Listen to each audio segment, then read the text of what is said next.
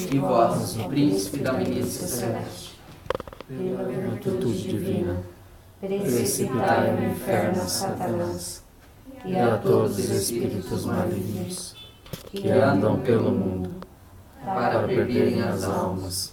Assim seja. Amém.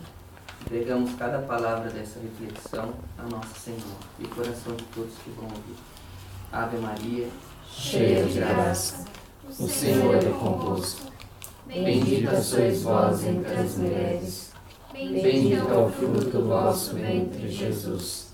Santa Maria, Mãe de Deus, rogai por nós, pecadores, agora e na hora da nossa morte. Amém. Então, na liturgia de hoje, a Igreja apresenta o Evangelho tão famoso da parábola do filho pródigo, né?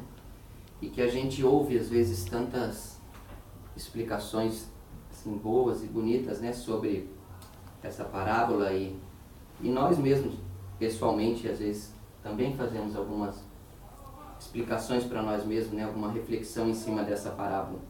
Mas eu, pessoalmente, vejo nessa parábola uma mensagem única assim, de Jesus para o ser humano, para o homem, sabe? Para o homem, para a mulher, para o ser humano. Dizendo assim que todos nós, diante da misericórdia de Deus Pai, todos nós somos iguais. Nenhum de nós tem mérito mais do que o outro, do que a outra pessoa. Então, Jesus usa de uma forma com muita sabedoria essa parábola, contando a atitude de um filho mais velho que representava, porque Jesus estava falando para os fariseus aqui, porque Jesus tinha ido visitar os entre aspas, os pecadores, né? Então os fariseus ficaram com ciúme e julgaram aquela atitude, então Jesus dirige a parábola para eles, né? E ao mesmo tempo para aqueles também que eram considerados pecadores públicos que escutavam a parábola. Então é importante Jesus dizer que é importante a gente entender que Jesus quis dizer como que é a situação do homem diante de Deus. Ele mostra dois tipos de situação. E nesses dois tipos de situação se enquadra toda a humanidade, né? Os que obedeceram a vida inteira e os que, num certo momento da vida, tomaram um rumo diferente, né? Na verdade, Jesus mostra que a atitude do que ficou em casa e a atitude do filho que saiu, as duas atitudes são imperfeitas. A única atitude perfeita dessa parábola é a atitude do pai, né? Você vê que não é perfeita a atitude do filho que foi embora, nem a atitude da volta dele para casa não é perfeita ainda. Porque ele volta porque ele teve fome. Então, na verdade, a volta dele ao pai foi motivada não por causa da dor que ele causou ao pai. Ele não falou assim, nossa, não devia ter abandonado meu pai. Quanta dor eu causo, meu pai sempre foi bom comigo, né? Eu vou voltar lá para ajudar meu pai. Nem que ele não me aceite mais como filho, mas eu vou ajudá-lo, né? Não foi isso. Ele, diante da necessidade dele, moral, que estava humilhado, né? E física também, que tinha fome, ele reflete que os empregados da casa do pai dele viviam em situação muito melhor do que a situação que ele vivia.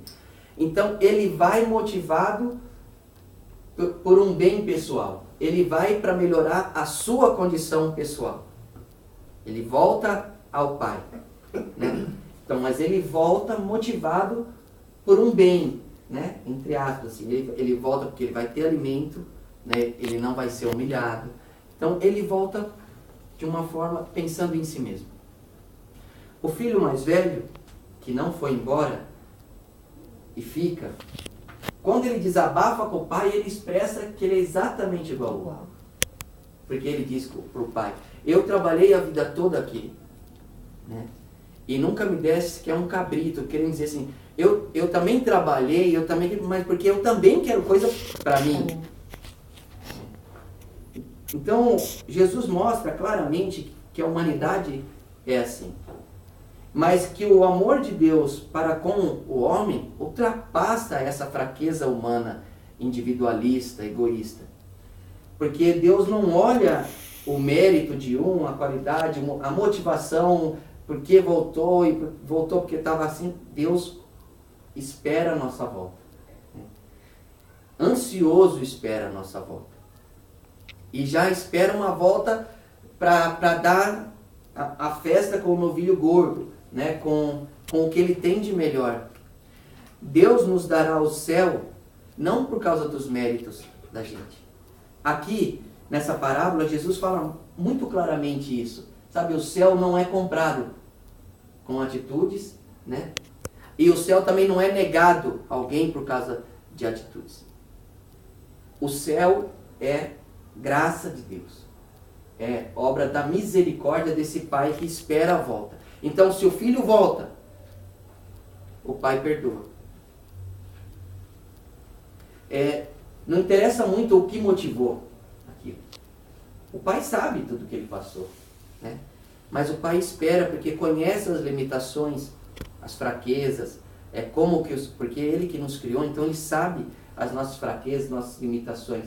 Ele espera o quê? O que é o diferencial? A decisão. A decisão. Eu vou voltar. É só isso. É a única coisa que depende de nós para ser salvo. A decisão. Decidir voltar. Decidir entrar na festa, como tudo leva a crer nessa parábola, o filho mais velho, depois entra, depois da explicação do pai nos leva a crer, né? Então, a decisão de ir ao pai. É isso que nos faz participantes do banquete de Deus. Não são os méritos, não são porque tudo é graça. Então, se a gente consegue, por exemplo, fazer o bem para alguém, aquele bem foi uma graça que Deus deu para a gente fazer, né? O que foi nosso foi só a decisão de ir. A decisão de ir ao encontro. A decisão de caminhar com Jesus. A decisão de voltar para casa porque na nossa vida acontece, muitas vezes nós somos o filho pródigo, muitas vezes nós somos o filho mais velho, né? Poucas vezes nós somos o pai, né? A atitude do pai. Poucas vezes. Porque ter a atitude do pai exige muita liberdade interior. Sabia? Você vê o Papa Francisco, que é considerado o pai da igreja. Ele tem que ter muita liberdade interior para fazer o que ele tem feito. Para agir como ele tem agido, com essa coragem. Isso não é só um dom de coragem, de fortaleza, mas a liberdade. Ele é livre. Ele não está amarrado com nada, ele não quer dar satisfação para ninguém, ele não quer agradar a esse ou aquele. Ele é livre. A atitude de Jesus na cruz, morrendo na cruz por nós, é uma atitude de liberdade. De alguém que não quer provar uma coisa para um ou para outro. A atitude dos mártires é uma atitude de liberdade. E a atitude desse pai é uma atitude de liberdade. Ele perdoa sem ligar para o que vão pensar. Ele perdoa, ele ama. É uma atitude livre, de alguém livre, né? O perdão é uma atitude de alguém livre. A atitude do pai, muitas vezes, vocês que são ministros e guardiões, a atitude do pai, muitas vezes, nos é pedido também, como guardião, como ministro, ter a atitude do pai. E nós precisamos ser livres para isso, né? Principalmente porque sempre na nossa vida, na nossa comunidade, quando você tem que tomar uma atitude de pai, tem alguém tomando a atitude do filho que ficou e alguém tomando a atitude do filho que foi e voltou. Entende? Então você precisa ter a liberdade do pai para acolher de volta e explicar para o outro porque acolheu, né? Liberdade. Liberdade interior para fazer a coisa certa. Não importa se julgam errado. Liberdade interior para fazer a coisa certa. Creio que é isso que a liturgia de hoje quer ensinar para nós. Louvado seja nosso Senhor Jesus Cristo. Para sempre seja.